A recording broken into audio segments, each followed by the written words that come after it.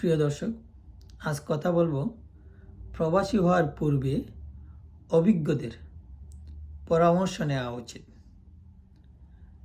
ইদানিংকালে আমরা দেখতে পাচ্ছি আমাদের দেশের বিশেষ করে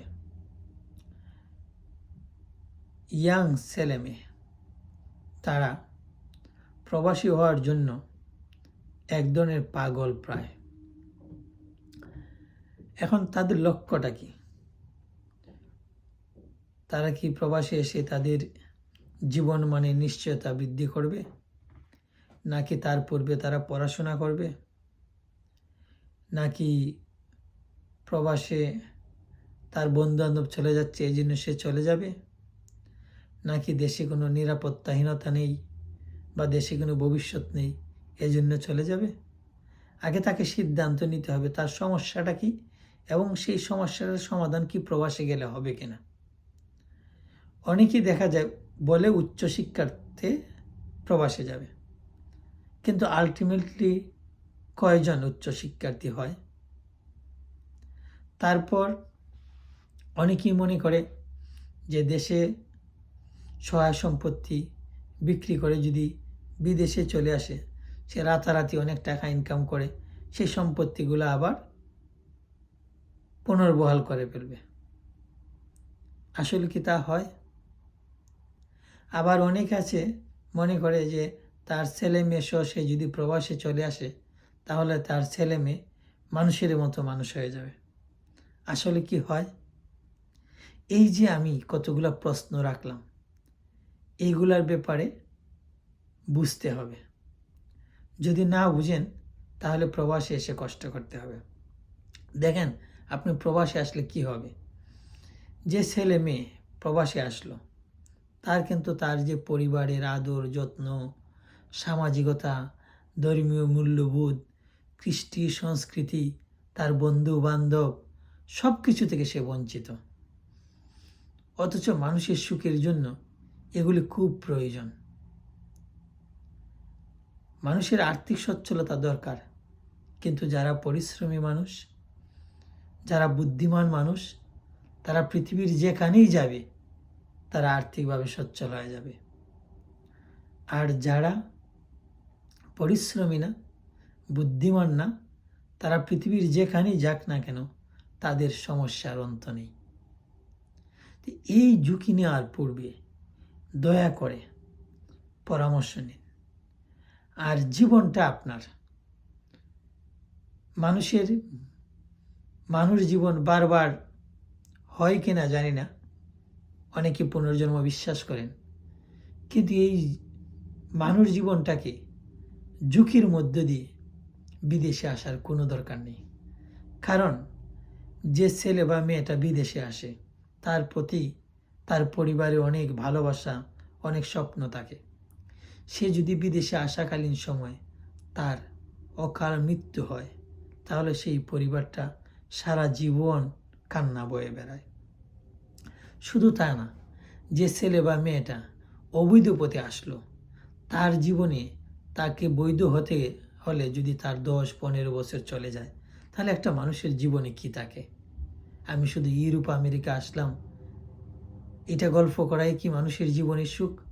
সুখটা হচ্ছে আপনার পরিবারবর্গ, আপনার মা বাবা, ভাই বোন, স্ত্রী সন্তান, আপনার বন্ধু বান্ধব, তাদেরকে নিয়ে যদি আপনি চলতে পারেন তাহলে মূলত মানুষ যে আনন্দটা পায় সেই আনন্দটা ভিন্ন জগতের ভিন্ন মানুষকে নিয়ে পাওয়া বড়ই কষ্টকর হয়।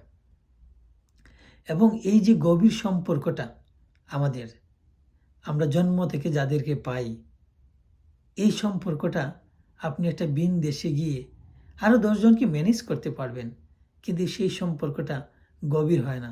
তা অনেকটা কচু পাতার পানির মতো, আজ থাকলে কালকে নেই। এগুলো ঘন ঘন রং বদলায় প্রকৃতির মতো। এই বৃষ্টি, এই ঝড়, এই রোদ, মানুষের মধ্যে এই পক্ষ, এই বিপক্ষ, এই আবেগ, এই অনুরাগ, এই বন্ধু, এই শত্রু, এগুলাতে খুব বেশি সুখ পায় না। সুখ পেতে হলে একটা টেকসই অবস্থার মধ্যে দিয়ে নিয়ে যেতে হয় সম্পর্কটাকে। এই টেকসই অবস্থার মধ্যে নিয়ে যেতে গেলে আপনার যে মানুষগুলোর সাথে আপনি চলবেন সেই মানুষগুলোর সাথে আপনার কিছু সামঞ্জস্য থাকতে হবে। কালচার বলেন, আদর্শিক বলেন, শিক্ষা দীক্ষা বলেন, তারপর অর্জিন বলেন, এখানে সরি টু সে বংশমর্যাদাও একটা বিষয়।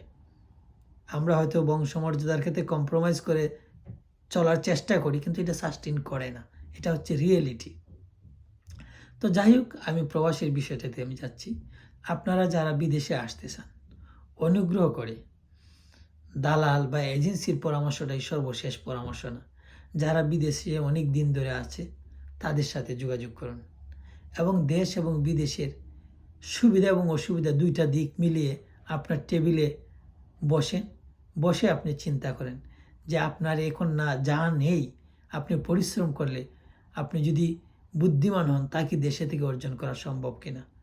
যদি দেশে থেকে সম্ভব হয়, তাহলে বিদেশে সেই জীবনটাকে আমি বলবো আবেগপ্রবণহীন জীবন, মেশিনের মতো জীবন করার চেয়ে 10 বার ভাবুন। আর হ্যাঁ, আপনি যদি সেই লেভেলের স্কিল থাকেন, আপনার কনফিডেন্স থাকে, আপনার যদি কেউ বেটার কোনো প্রপোজাল দেয়, তাহলে আপনি আসতে পারেন। তো আমার কথাটা ছিল এই, বিদেশে আসার আগে যারা থাকে তাদের পরামর্শ নিন, পরিবারের বাস্তবতা বুঝুন, আপনার নিজের বাস্তবতা বুঝুন, বুঝে সিদ্ধান্ত নিন। আমি বিদেশে এসে টাকা রুজি করে দেশে 2 ডিসিমিল 3 ডিসিমিল জায়গায় কিনলাম, আর একটা বিল্ডিং হয়ে গেল আমার জীবনের সব অর্জন, তা কিন্তু না। জীবনটা বিশাল, এর অর্জনটা ধারাবাহিকতার মধ্যে দিয়ে যেতে হয়।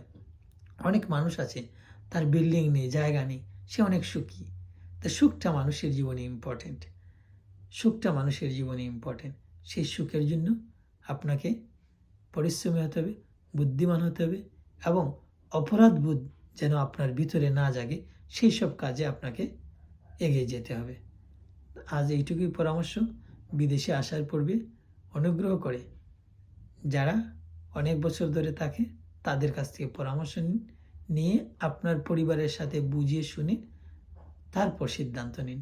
দেখবেন আপনাদের দুর্ভোগটা অনেকটা কমে যাবে এবং সঠিক সিদ্ধান্ত আপনাদের জীবনে আসবে। সবাই ভালো থাকুন, সুস্থ থাকুন।